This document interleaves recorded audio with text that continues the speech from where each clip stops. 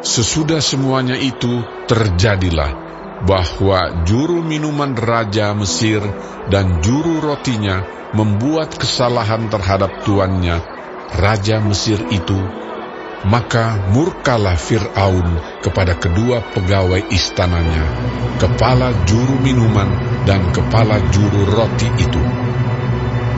Ia menahan mereka dalam rumah kepala pengawal raja, dalam penjara tempat Yusuf dikurung. Kepala pengawal raja menempatkan Yusuf bersama-sama dengan mereka untuk melayani mereka. Demikianlah mereka ditahan beberapa waktu lamanya. Pada suatu kali bermimpilah mereka keduanya, baik juru minuman maupun juru roti Raja Mesir yang ditahan dalam penjara itu. Masing-masing ada mimpinya pada satu malam juga, dan mimpi masing-masing itu ada artinya sendiri. Ketika pada waktu pagi Yusuf datang kepada mereka, segera dilihatnya bahwa mereka bersusah hati. Lalu ia bertanya kepada pegawai-pegawai istana Fir'aun yang ditahan bersama-sama dengan dia dalam rumah tuannya itu, "Mengapakah hari ini mukamu semuram itu?" Jawab mereka kepadanya, "Kami bermimpi, tetapi tidak ada orang yang dapat mengartikannya." Lalu kata Yusuf kepada mereka, "Bukankah Allah yang menerangkan arti mimpi? Ceritakanlah kiranya mimpimu itu kepadaku." Kemudian juru minuman itu menceritakan mimpinya kepada Yusuf. Katanya, "Dalam mimpiku itu, tampak ada pohon anggur di depanku. Pohon anggur itu ada 3 carangnya, dan baru saja pohon itu bertunas. Bunganya sudah keluar, dan tandan-tandannya penuh buah anggur yang ranum. Dan di tanganku ada piala Firaun. Buah anggur itu kuambil, lalu kuperas ke dalam piala Firaun, kemudian kusampaikan piala itu ke tangan Firaun." Kata Yusuf kepadanya, "Beginilah arti mimpi itu. Ketiga carang itu artinya 3 hari. Dalam 3 hari ini, Firaun akan meninggikan engkau dan mengembalikan engkau ke dalam pangkatmu yang dahulu. Dan engkau akan menyampaikan piala ke tangan Firaun seperti dahulu kala, ketika engkau jadi juru minumannya. Tetapi ingatlah kepadaku, apabila keadaanmu telah baik nanti, tunjukkanlah terima kasihmu kepadaku dengan menceritakan hal ikhwalku kepada Firaun. Dan tolonglah keluarkan aku dari rumah ini. Sebab aku diculik begitu saja dari negeri orang Ibrani. Dan di sini pun aku tidak pernah melakukan apa-apa yang menyebabkan aku layak dimasukkan ke dalam liang tutupan ini." Setelah dilihat oleh kepala juru roti betapa baik arti mimpi itu, berkatalah ia kepadanya, "Aku pun bermimpi juga. Tampak aku menjunjung 3 bakul berisi penganganmu. Dalam bakul atas ada berbagai-bagai makanan untuk Fir'aun, buatan juru roti. Tetapi burung-burung memakannya dari dalam bakul yang di atas kepalaku." Yusuf menjawab, Beginilah arti mimpi itu. Ketiga bakul itu artinya 3 hari. Dalam 3 hari ini, Firaun akan meninggikan kau tinggi ke atas dan menggantung kau pada sebuah tiang. Dan burung-burung akan memakan daging dari tubuhmu.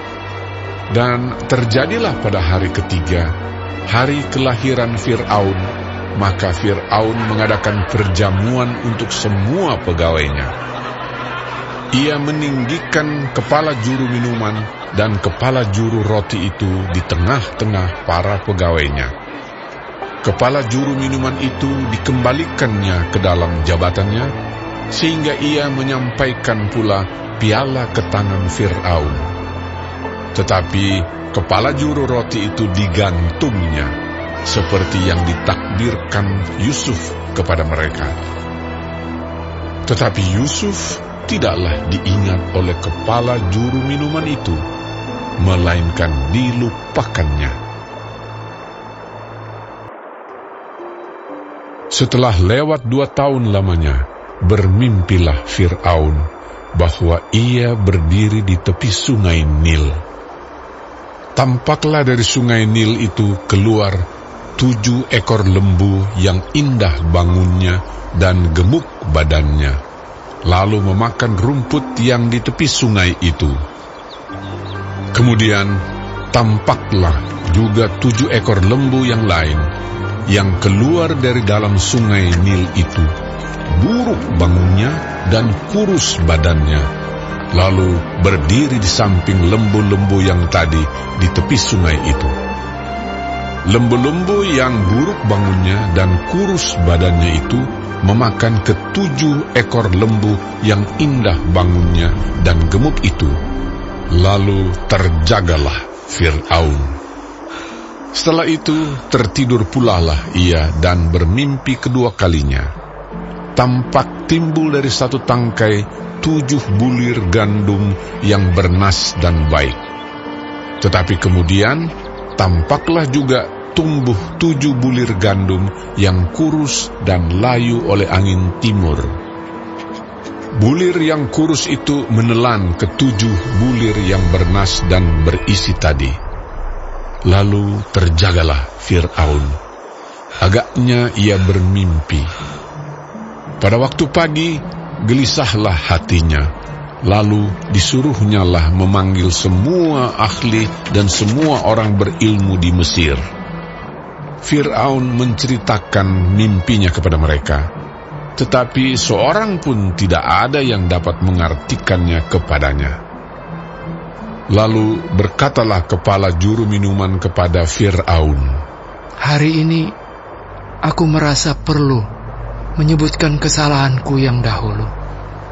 Waktu itu tuanku Firaun murka kepada pegawai-pegawainya dan menahan aku dalam rumah pengawal istana beserta dengan kepala juru roti.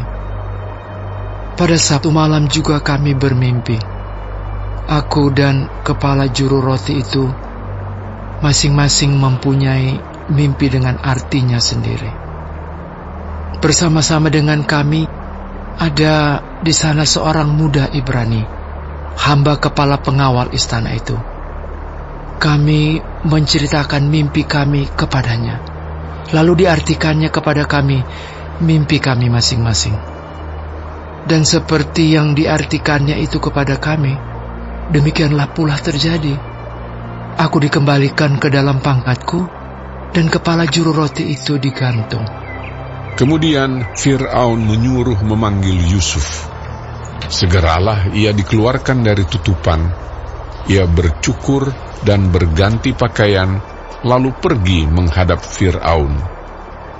Berkatalah Fir'aun kepada Yusuf, Aku telah bermimpi, dan seorang pun tidak ada yang dapat mengartikannya.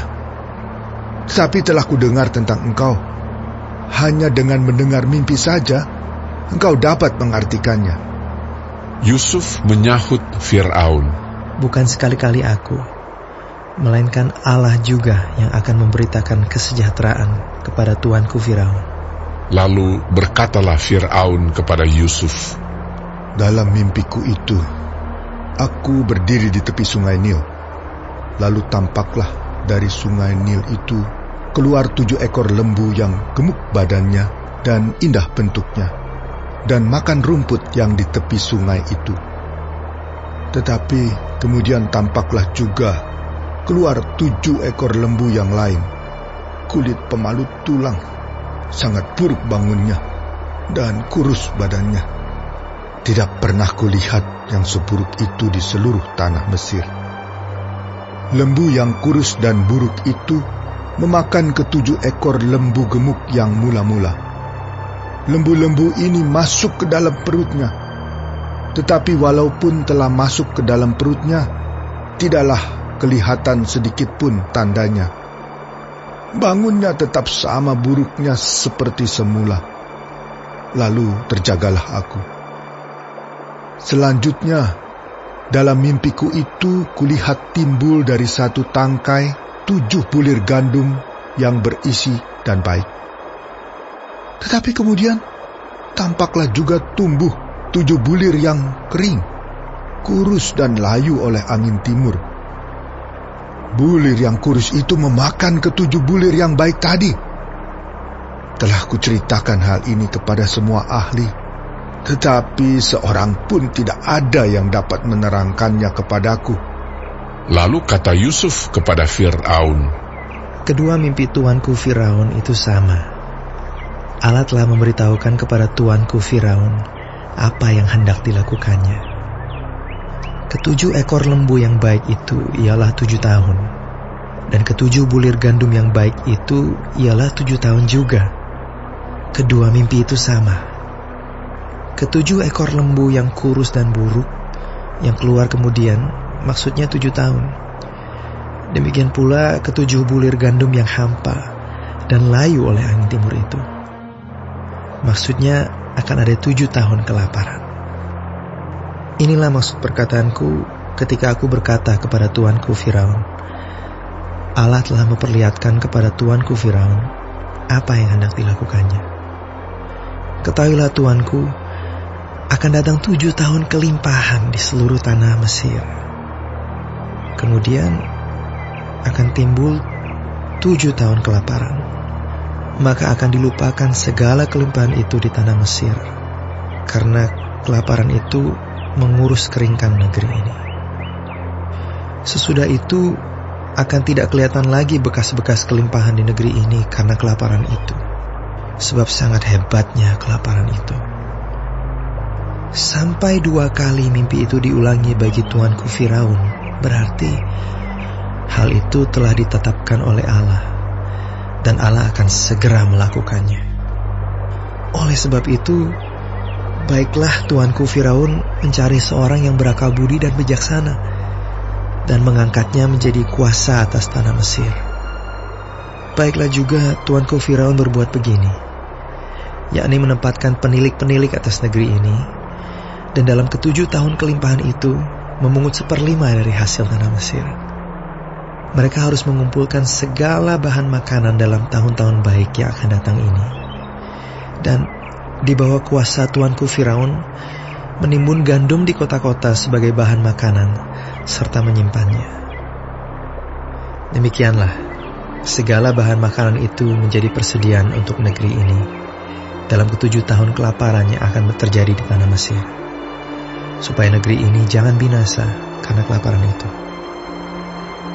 usul itu dipandang baik oleh Fir'aun dan oleh semua pegawainya. Lalu berkatalah Fir'aun kepada para pegawainya, mungkinkah kita mendapat orang seperti ini, seorang yang penuh dengan roh Allah? Kata Fir'aun kepada Yusuf, oleh karena Allah telah memberitahukan semuanya ini kepadamu, tidaklah ada orang yang demikian berakal budi dan bijaksana seperti engkau. Engkaulah menjadi kuasa atas istanaku, dan kepada perintahmu seluruh rakyatku akan taat. Hanya tahta inilah kelebihanku daripadamu. Selanjutnya Fir'aun berkata kepada Yusuf, dengan ini aku melantik engkau menjadi kuasa atas seluruh tanah Mesir. Sesudah itu Fir'aun menanggalkan cincin meterainya dari jarinya dan mengenakannya pada jari Yusuf. Dipakaikannya lah kepada Yusuf pakaian daripada kain halus dan digantungkannya kalung emas pada lehernya. Lalu Fir'aun menyuruh menaikkan Yusuf dalam keretanya yang kedua, dan berserulah orang di hadapan Yusuf, hormat! Demikianlah Yusuf dilantik oleh Fir'aun menjadi kuasa atas seluruh tanah Mesir. Berkatalah Fir'aun kepada Yusuf, akulah Firaun, tetapi dengan tidak setaumu, seorang pun tidak boleh bergerak di seluruh tanah Mesir. Lalu Fir'aun menamai Yusuf Zafnat Paaneah, serta memberikan Asnat, anak Potifera, imam di On, kepadanya menjadi istrinya. Demikianlah Yusuf muncul sebagai kuasa atas seluruh tanah Mesir. Yusuf berumur 30 tahun ketika ia menghadap Fir'aun, raja Mesir itu. Maka pergilah Yusuf dari depan Fir'aun, lalu dikelilinginya seluruh tanah Mesir. Tanah itu mengeluarkan hasil bertumpuk-tumpuk dalam ke-7 tahun kelimpahan itu. Maka Yusuf mengumpulkan segala bahan makanan ke-7 tahun kelimpahan yang ada di tanah Mesir, lalu disimpannya di kota-kota. Hasil daerah sekitar tiap-tiap kota disimpan di dalam kota itu. Demikianlah Yusuf menimbun gandum seperti pasir di laut, sangat banyak, sehingga orang berhenti menghitungnya, karena memang tidak terhitung. Sebelum datang tahun kelaparan itu, lahirlah bagi Yusuf 2 orang anak laki-laki yang dilahirkan oleh Asnat, anak Potifera, imam di On.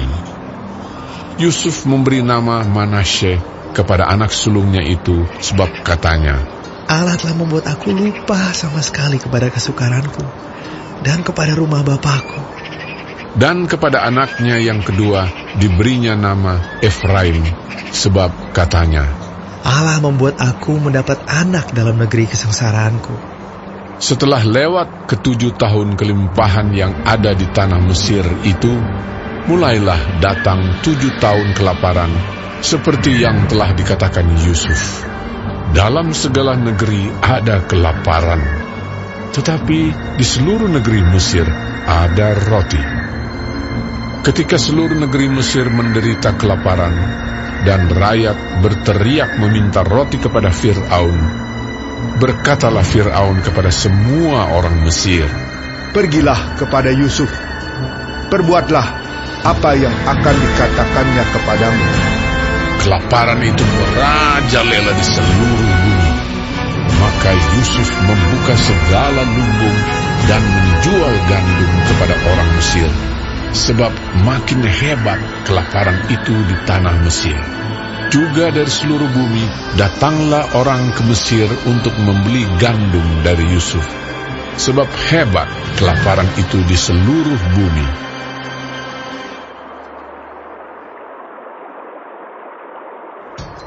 Setelah Yakub mendapat kabar bahwa ada gandum di Mesir, berkatalah ia kepada anak-anaknya, "Mengapa kamu berpandang-pandangan saja?" Lagi katanya, "Telah kudengar bahwa ada gandum di Mesir. Pergilah ke sana dan belilah gandum di sana untuk kita, supaya kita tetap hidup dan jangan mati."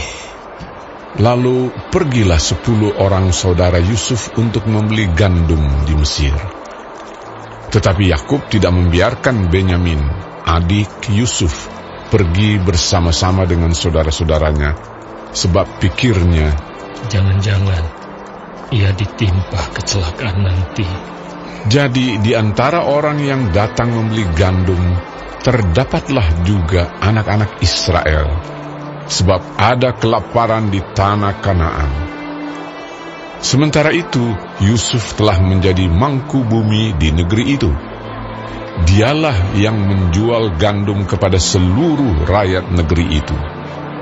Jadi, ketika saudara-saudara Yusuf datang, kepadanya lah mereka menghadap dan sujud dengan mukanya sampai ke tanah. Ketika Yusuf melihat saudara-saudaranya, segeralah mereka dikenalnya. Tetapi ia berlaku seolah-olah ia seorang asing kepada mereka. Ia menegur mereka dengan membentak, katanya, Dari mana kamu? Jawab mereka, Dari tanah Kanaan untuk membeli bahan makanan. memang Yusuf mengenal saudara-saudaranya itu, tetapi dia tidak dikenal mereka. Lalu teringatlah Yusuf akan mimpi-mimpinya tentang mereka. Berkatalah ia kepada mereka, Kamu ini pengintai. Kamu datang untuk melihat-lihat di mana negeri ini tidak dijaga. Tetapi jawab mereka, Tidak, Tuanku. Hanyalah untuk membeli bahan makanan. Hamba-hambamu ini datang. Kami ini sekalian anak dari satu ayah. Kami ini orang jujur. Hamba-hambamu ini bukanlah pengintai. Tetapi ia berkata kepada mereka, Tidak, Kamu datang untuk melihat-lihat di mana negeri ini tidak dijaga. Lalu jawab mereka, Hamba-hambamu ini 12 orang. Kami bersaudara, anak dari satu ayah di tanah Kanaan. Tetapi yang bungsu sekarang ada pada ayah kami, dan seorang sudah tidak ada lagi. Lalu kata Yusuf kepada mereka, Sudahlah, seperti telah kukatakan kepadamu tadi, kamu ini pengintai. Dalam hal ini juga kamu harus diuji. Demi hidup Firaun, kamu tidak akan pergi dari sini jika saudaramu yang bungsu itu tidak datang kemari. Suruhlah seorang daripadamu untuk menjemput adikmu itu. Tetapi kamu ini harus tinggal terkurung di sini. Dengan demikian perkataanmu dapat diuji. Apakah benar? Dan jika tidak, demi hidup Firaun, sungguh-sungguhlah kamu ini pengintai. dan dimasukkannya mereka bersama-sama ke dalam tahanan 3 hari lamanya. Pada hari yang ketiga berkatalah Yusuf kepada mereka, Buatlah begini, maka kamu akan tetap hidup. Aku takut akan Allah. Jika kamu orang jujur, biarkanlah dari kamu bersaudara tinggal seorang terkurung dalam rumah tahanan. Tetapi pergilah kamu, bawalah gandum untuk meredakan lapar seisi rumahmu. Tetapi saudaramu yang bungsu itu haruslah kamu bawa kepadaku, supaya perkataanmu itu ternyata benar, dan kamu jangan mati. Demikianlah diperbuat mereka. Mereka berkata seorang kepada yang lain, Betul-betullah kita menanggung akibat dosa kita terhadap adik kita itu. Bukankah kita melihat bagaimana sesak hatinya ketika ia memohon belas kasihan kepada kita, tetapi kita tidak mendengarkan permohonannya. Itulah sebabnya kesesakan ini menimpa kita. Lalu Ruben menjawab mereka, Bukankah dahulu kukatakan kepadamu, janganlah kamu berbuat dosa terhadap anak itu. Tetapi kamu tidak mendengarkan perkataanku. Sekarang darahnya dituntut daripada kita. Tetapi mereka tidak tahu bahwa Yusuf mengerti perkataan mereka, sebab mereka memakai seorang juru bahasa. Maka Yusuf mengundurkan diri dari mereka, lalu menangis. Kemudian ia kembali kepada mereka dan berkata-kata dengan mereka.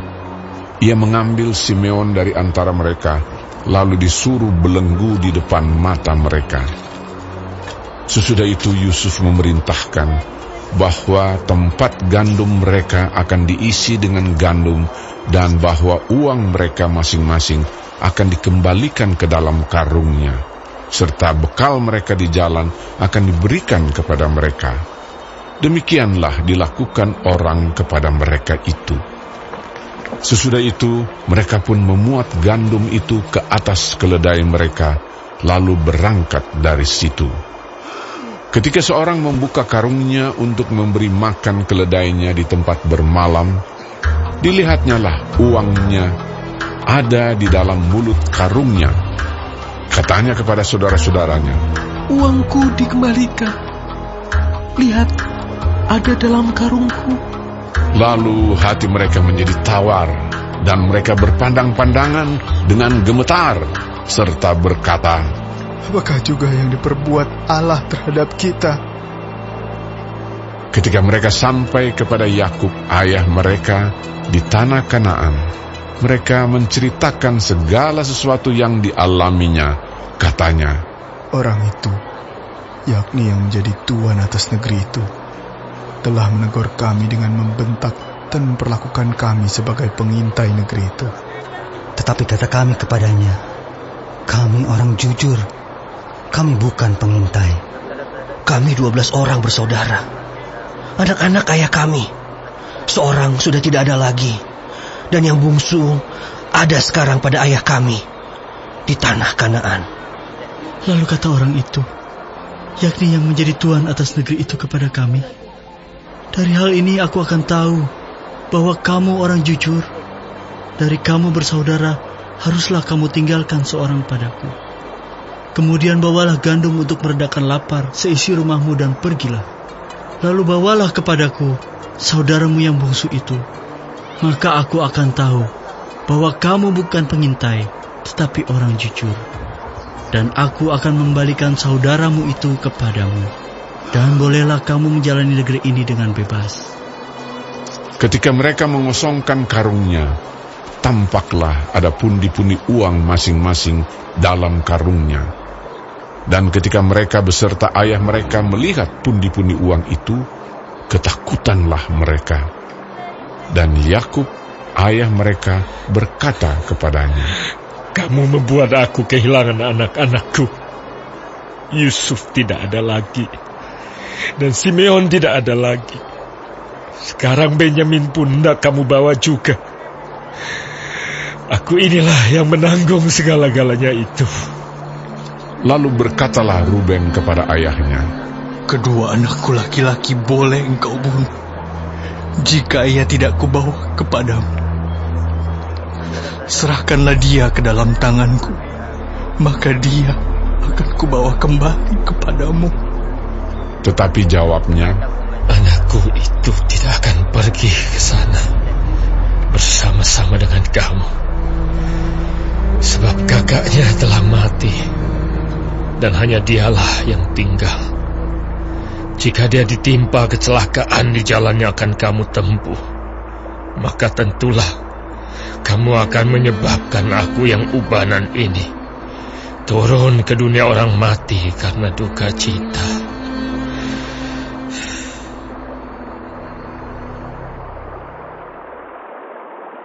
Bagi warga sorga yang mau dapat pemberitahuan video terbaru, silahkan klik subscribe dan paling penting jangan lupa untuk klik aktifkan loncengnya ya.